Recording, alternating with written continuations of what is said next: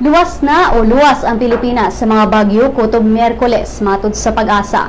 Tungod niini makasinati og maayong panahon ang kadaghanan sa parte sa nasod sa sunod nga tulo ka adlaw. Matud sa ahensya nga walay weather disturbances ang nasigpatan duol sa Philippine Area of Responsibility.